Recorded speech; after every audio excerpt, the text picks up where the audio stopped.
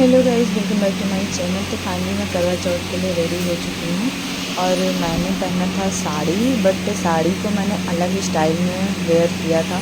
तो आप लोग देख सकते हो एकदम लहंगे स्टाइल में मैंने वेयर किया था। और चुन्नी नहीं समझ में आ रही थी मुझे मैं कैसे लगाऊँ, मतलब मेरा लुक मुझे समझ में नहीं आ रहा था। मैं बार बार उसको सब लगा के देख रही थी, ट्राई कर रही थी कि हो सकता है ऐसे अच्छा लगे, ऐसे अच्छा लगे। तो आप लोग कमेंट में बताना कि मैंने साड़ी अच्छे से पहनी है या नहीं, क्योंकि मैंने पहली बार ऐसे कुछ अलग स्टाइल मतलब वेयर किया है। तो यहाँ पे मैंने देखो अभी चुन्नी मैंने अलग स्टाइल से लगा लिया, तो अभी एकदम रॉयल लुक लग रहा है। तो आप लोग कमेंट में ज़रूर बताइएगा कि मैं कैसी लग रही हूँ। तो चलो चलते हैं। पूजा के लिए लेट हो रहा था और बहुत सारी तैयारी भी करनी थी। तो यहाँ पे मम्मी ने आंगन धुल दिया था और मैं पहुँच गई थी मम्मी के पास पूछने के लिए कि मैं कैसी लग रही हूँ। तो मम्मी का जवाब ऐसा था, मुझे हंसी आ गई। मम्मी कह रही हैं बहुत बहुत बहुत अच्छी लग रही है। फाइनली मैं हो चुकी हूँ रेडी और ये रहा मेरा आज का लुक। चलो फटाफट पूजा करते हैं, बहुत लेट हो रहा है। मैं कैसी लग रही हूँ। यहाँ पे मैं कर रही थी पूजा की तैयारी क्या, ऑलमोस्ट बस तैयारी करके पूजा ही शुरू करने वाली थी क्योंकि लेट हो रहा था। और पता है जब अकेले रहो ना तो कुछ समझ में नहीं आता है। मुझे ऐसा लग रहा था कि ये सामान भूल गए, वो सामान भूल गए, तो लेके देने वाला भी कोई नहीं था। सच में बहुत ज़्यादा दिक्कत होती है। तो माता रानी ने जो भी मतलब माता रानी जो भी करती हैं अच्छा ही करती हैं। तो एक सबक मिलता है ना कि अकेले रह के भी बहुत कुछ किया जा सकता है। तो मैंने किया है। लेकिन सासू माँ थी, सासू माँ थोड़ा दिक्कत था पैर से उनको, और बहुत ज़्यादा उन्होंने बहुत हेल्प किया है, बहुत ज़्यादा। मतलब उनको चलने में दिक्कत होती है तो चलने वाला काम नहीं कर पाती हैं, बाकी सारा काम ही करती हैं बैठे बैठे। तो वो जो भी कर सकती थी उन्होंने बहुत हेल्प किया मेरा। और यहाँ पे मैं पूजा शुरू कर चुकी हूँ। तो आप लोग आगे ब्लॉग कंटिन्यू कीजिए। भाभी रहती थी तो थोड़ा बहुत ज़्यादा हेल्प होती थी। वो रहती थी तो ये कहानी वगैरह वही पढ़ देती थी, मैं शांति से बैठ के सुनती थी। लेकिन इस बार सब कुछ मुझे ही करना था, हर चीज़ देखना था, कहीं कुछ इधर उधर ना हो जाए।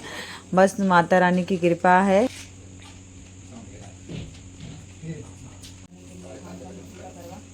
और उसमें गेहूँ भर दें और उसमें चीनी भर दें। उस पर 1 रुपया रख दो। रोली चावल गुड़ आदि से श्री गणेश जी का पूजन करें। इससे पहले करवा पर रोली से सतिया काट कर 13 बिंदी लगाएं और फिर 13 गेहूँ के दाने। कहानी सुनने के बाद करवा पर हाथ फेर कर अपनी सास के पैरों में पड़कर वो करवा अपनी सास को दे दें। इसके बाद 13 दाने गेहूँ के और पानी का लोटा अलग रख लें और रात्रि को जब चंद्रमा निकल आए तो चंद्रमा को अर्घ देकर बाद में भोजन कर लें। यदि बहन या पुत्री कहीं दूर बाहर रहती हो तो करवा गेहूँ चीनी सहित 1 रुपया नकद रखकर उसके पास पहुंचा दें। पति के साथ नदी के किनारे एक गांव में रहती थी। एक दिन उसका पति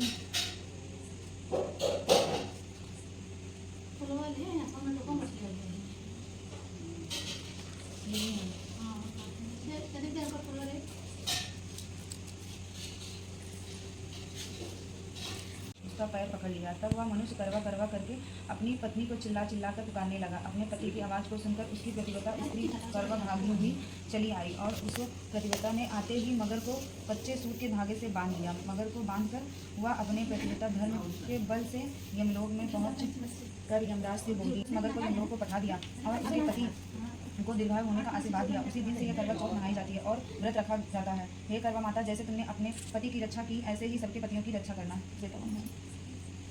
थे कि बुढ़िया माई तू जो चाहे सो मांग ले। बुढ़िया कहती मुझे मांगना नहीं आता, सो कैसे और क्या मांगूं। तब गणेश जी बोले कि अपने बहू बेटे से पूछकर मांग ले। तब बुढ़िया ने अपने पुत्र और बहू से पूछा तो बेटा बोला कि धन मांग ले और बहू ने कहा कि नाती मांग ले। तब बुढ़िया ने सोचा कि बेटा बहू तो अपने अपने मतलब की बातें कर रहे हैं। अतः उस बुढ़िया ने पड़ोसियों से पूछा तो पड़ोसियों ने कहा कि बुढ़िया तेरी थोड़ी सी जिंदगी है, क्यों मांगे धन और नाती।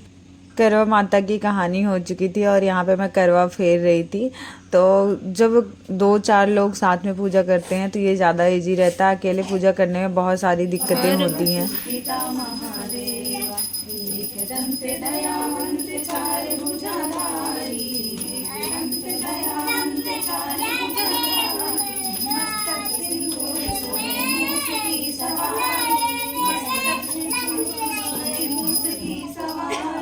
जय गणेश जय गणेश जय गणेश देवा माता जाके गणपति पिता महादेव अंजनी को आँख देत घोड़ी को माया बाजन को पुत्र देत निर्धन को माया बाजन को पुत्र देत निर्धन को मंदिर सुंदर क्षीरोदधि जाता मैया क्षीरोदधि जाता रत्न चतुर्दश तुम बिन रत्न चतुर्दश तुम बिन कोई नहीं पाता ओम जय लक्ष्मी माता महालक्ष्मी जी की आरती जो कोई नर गाता मैया जो कोई नर गाता उरे आनंद समाता उरे आनंद समाता पाप उतर जाता ओम जय लक्ष्मी माता भुजगेन्द्रहारं सदा